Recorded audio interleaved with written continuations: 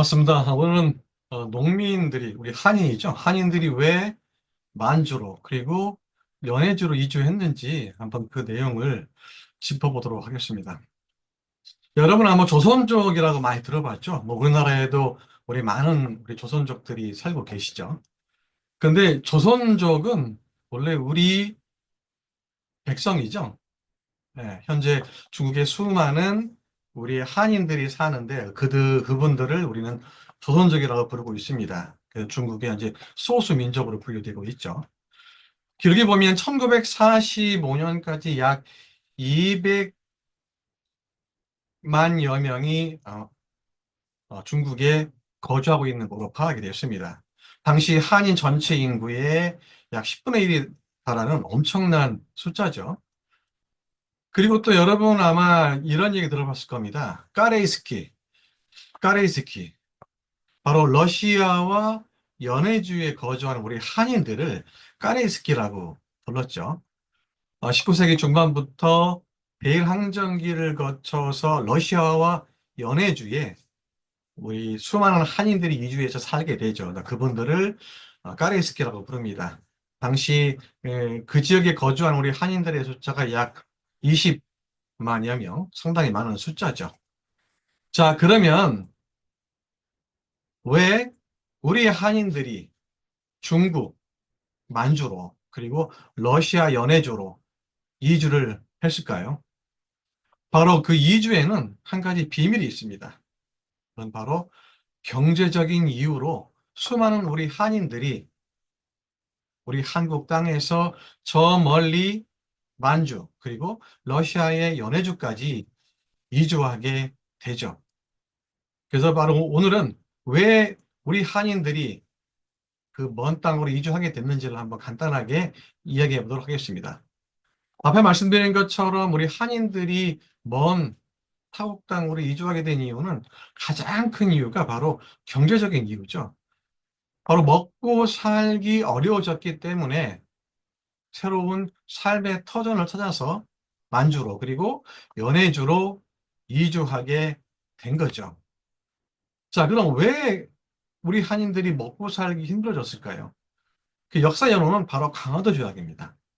여러분, 강화도 조약을 어떻게 알고 계신지 모르지만 강화도 조약은 일제가 우리 한국을 침략하기 위한 발판으로 삼은 그런 조약이죠. 근데 우리 교과서에서는 마치 이 강화도 조약이 뭐 근대의 시작이니 개화의 시작이니 뭐 더 미워하는 말을 들자면은 뭐 국제적으로 맺은 최초의 조약이니라고는 식으로 하죠. 그러나 저는 정확히 말씀드리면 강화도 조약은 일제가 우리나라를 침략하기 위한 발판으로 삼은 경제적 침략의 시발이었습니다.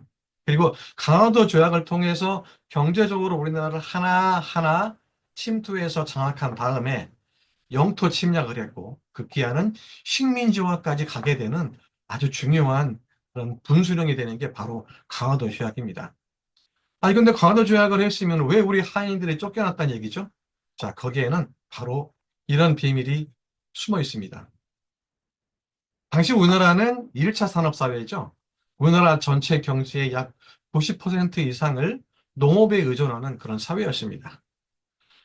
자, 농업사회다 보니 가뭄이나 또는 재해를 입게 되면 심각한 문제가 생기게 되죠. 즉, 먹고 사는 문제에 심각한 문제가 발생합니다. 농민들은 먹고 사는 문제의 심각성을 띠게 되고, 그리고 정부는 자연적으로 재정 수입이 줄어듦으로써 국가 운영에 막대한 시장을 끼치게 되죠. 자, 근데 일제는 강화도 조약을 맺은 다음에 무차별적으로 우리 한국에 있는 농토를 무차별적으로 사들이게 됩니다. 높은 가격을 준다든지 이런 구실 저런 구실을 삼아서 농토를 무차별적으로 매입하게 되죠. 자, 매입한 농촌 그 땅은 일본인들을 한국으로 이주시켜서 그들에게 분배하기 위해졌습니다. 자, 근데 여기에서 문제가 뭐냐면 무차별적으로 농토를 매입을 했는데 매입을 하면 어떤 문제가 생기죠? 바로 우리 한인들, 우리 한국 땅에 거주하던 농민들에 큰 영향을 준다는 거죠. 농지가 있던 지주는 땅을 팔므로써 땅을 잃어버리게 되죠. 그럼 소작농으로 전락하게 되죠. 그리고 또 소작농으로 있던 분들은 도시 빈민으로 전락해서 먹고 살 수 있는 땅이 없어지게 됩니다. 그리고 그들이 빼앗은 땅에서 소작농으로 전락한 우리 한인들은 엄청난 소작료를 내야 됐습니다. 이러저러한 부실을 통해서 도저히 감당할 수 없는 그러한 소작료를 내게 됩니다. 또 일제가 또 어떤 것을 했냐면 토지 조사 사업을 했어요. 1910년부터 1919년까지 조선총독부가 전국에 있는 땅의 지가 그리고 지형 등을 조사한다는 명목으로 토지조사 사업을 진행하게 됩니다. 그리고 측량을 통해서 근대적인 기법을 통해서 작성된 그러한 문서를 등록해야만이, 소위 등기죠. 등기를 해야만이 소유권으로 인정하게 됐습니다. 자, 근데 여기서 문제가 뭐냐면 소유권을 등록한다는 게 쉽지가 않았습니다. 그때는 근대적인 측량 기법도 우리는 잘 몰랐고 또 안다손 치더라도 그것을 전문화된 서류에 의해서 등록한다는 게, 즉 등기한다는 게 쉽지가 않았죠. 그래서 그런 이유로 제때 하지 못한 땅들이 대부분 다 조선 총독부의 소유로 넘어가게 됩니다. 그리고 왕실에서 운영하던 수많은 땅들은 무조건 다 조선 총독부의 소유로 넘어가게 되죠. 그 당시 기록을 보게 되면 전 국토 면적의 약 40에서 50.4%가 일제의 소유로 넘어갔다는 거죠. 즉, 조선 총독부가 거대한 지주가 된 겁니다. 자, 이렇게 되자 우리 한인들은 먹고 살 땅이 없어지게 되는 거죠. 뿐만이 아닙니다. 당시 일본은 인구가 기하급수적으로 늘어나게 되죠. 근데 쌀이 부족했습니다. 근데 옆나라 한국을 보니